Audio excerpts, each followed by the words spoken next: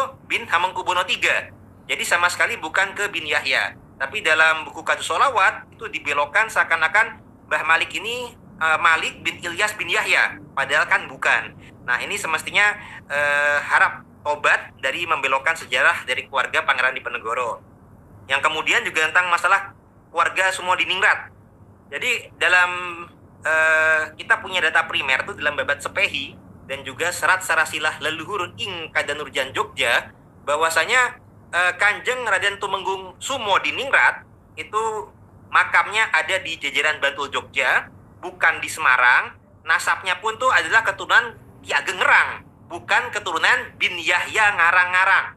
Jadi kalau misalkan ada yang disampaikan tuh beliau sebagai bin Yahya, bahkan sama-sama sebagai anak Habib Toha bin Yahya, wah ini jelas pembelokan nasab. Karena yang aslinya Kanjeng Raden Tumenggung Sumodiningrat ini memiliki istri yang putri HB2 dan bibinya Pangeran Diponegoro. Nah, jadi kalau Pangeran Diponegoro disebut sebagai Hamid bin Toha bin Yahya, Sumodiningrat sebagai Hasan bin Toha bin Yahya, artinya kan seakan-akan mereka bersaudara kakak adik. Padahal jelas-jelas nasabnya berbeda. Pangeran Diponegoro itu yang benar sebagai keponakan daripada istrinya Sumodiningrat, bukan sebagai saudara kakak adik.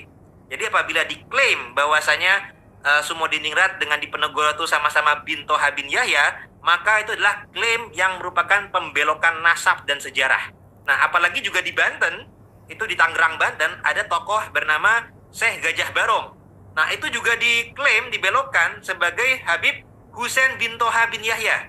Padahal makamnya itu jelas zamannya beda, masanya beda, jadi nggak ada hubungannya dengan sebagai anak Toha bin Yahya.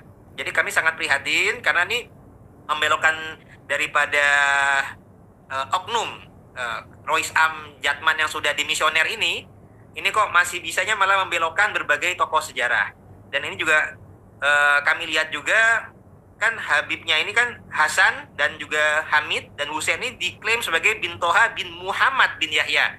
Nah, Muhammad ini di tahun sekitar 2018 ini kami sudah melihat ada kejanggalan karena makam keluarga Cirebon, yakni Panembahan Girilaya Raja Cirebon yang dimakamkan di Jogja, itu sempat diklaim oleh Darul Hasimi, yang mana pimpinan Darul Hasimi adalah anaknya Habib Lutfi bin Yahya, itu sebagai malah makamnya Muhammad Qodi bin Yahya.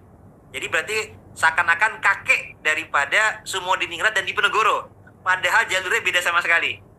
Nah, kemudian setelah ada keberatan dari keluarga Cirebon dan lain sebagainya, kami lihat perkembangan media di media sosial, tokoh Muhammad Qodi bin Yahya ini kemudian belok lagi lokasi makamnya.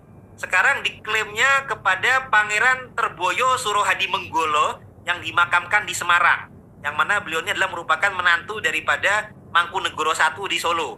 Nah, ini berarti kok bisa belok-belok ini lokasi makam. Tadinya tuh Muhammad Qodi bin Yahya diklaim makamnya ada di Girilaya Jogja, yang padahal aslinya adalah makam Panembahan Giriloyo Raja Cirebon. Ini dibelokkan sekarang nih ke Solo. Wah, ini kami sangat prihatin karena ini jelas-jelas menyalahi sejarah dan pembelokan sejarah. Untuk Sumodiningrat, kita punya bukti data sejaman bukan bin Yahya melalui tadi Serat Sarasilah Leluhur ing Kadanurjan Jogja dan babat Sepehi. Pangeran Diponegoro ada datanya babat Diponegoro. Kalau tentang Pangeran Terboyo Surohadi Menggolo yang bukan sebagai bin Yahya dan bukan sebagai kakeknya Pangeran Diponegoro maupun Sumodiningrat, itu pun juga ada data primer Serat Terboyo. Dan Pangeran Diponegoro sebagai anak Hamengkubuwono III juga ada juga bukti primer atau data utama di keraton namanya Serat Raja Putra. Nah, jadi kami sangat menyayangkan bila mana tokoh yang digadang-gadang sebagai ulama sufi, ulama tasawuf, Rois Jatman ini organisasi yang sakral. Karena ini di dalam NU ini, Jatman inilah yang merupakan ulama-ulama ahli thoriqoh. Itu yang urusannya bukan urusan duniawi lagi, tapi urusan itu adalah membimbing umat menuju keridhaan Allah. Nah, ini kami sangat menyayangkan apabila dipimpin oleh oknum yang, mohon maaf, melakukan pembohongan publik, membelokkan sejarah NU, sejarah Jatman, sejarah tokoh Nusantara, kemudian membuat makam-makam palsu, bahkan malah berbisnis franchise makam keramat palsu. Ini kami amat sangat prihatin. Ini NU harus segera bertindak, harus segera membersihkan nama baik NU, membersihkan nama baik para ulama-ulama tasawuf, karena apabila ulama tasawuf ini dipimpin oleh pihak-pihak yang seperti ini, apalagi ternyata sudah dimisioner. Nah, janganlah kami berikan saran, masukan, jangan sebagai mengaku ulama tasawuf, tapi berupaya mempertahankan posisinya secara politis. Anda sudah cukuplah menjadi one team press, itu sudah menjadi suatu kedudukan yang luar biasa dalam ini. Anda juga sudah punya pimpinan kasus sholawat, umat juga sudah banyak yang hormat. Kami harap jangan meneruskan perbuatan-perbuatan yang malah dekat dengan dosa. Harap tobat, bahkan kalau kata-kata guru gembul di Robito Alawiyah, tidak hanya beliau tapi semuanya itu harus mawas diri. Nah, cuman dalam kasus ini kita jelaskan kepada Habib Lutfi untuk jelas mawas diri. Bahkan juga kalau kami baca bukunya Pak Fajri Alatas, ya Fajri Alatas juga ternyata menyampaikan jangankan tentang masalah tokoh-tokoh Nusantara, nasab Ba'alawinya pun tuh jelas juga merupakan klaim.